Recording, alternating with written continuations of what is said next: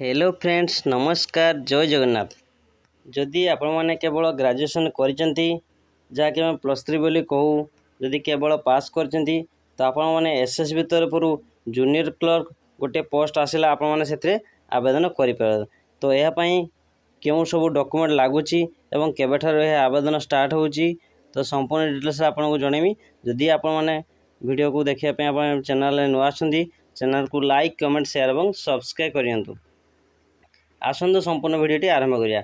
जदि आपण मैंने केवल +3 पास करछंती जेकोसी स्ट्रीम रे हो तो आपण मैंने यही पोस्ट आवेदन करेंगे। पोस्ट होची एसएसबी तरफ आसला ओडिशा जूनियर क्लर्क पोस्ट जहाँकि ऑनलाइन एक्चुअली स्टार्ट है 11/3/2024 रु स्टार्ट होइछि। यार लास्ट डेट रही 13/4/2024 यार लास्ट डेट रही। यह संपूर्ण ऑनलाइन मोड रे हबो। यार वेबसाइट टी देछि www.ssbodisha.ac.in।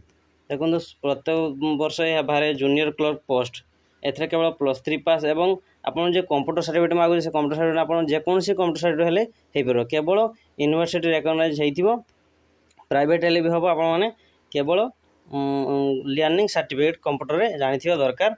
तो सही कंप्यूटर टेस्ट स्किल टेस्ट हबो एवं रिटन टेस्ट गोटी हबो तापर आपन ए जॉबटी करिवे। देखो बहुत गुड़ा पोस्ट देछि को कॉलेज रे मध्ये पोस्ट देछि स्कूल रही सब आप एठार निजर पीडीएफ डाउनलोड करी देखि परिबे।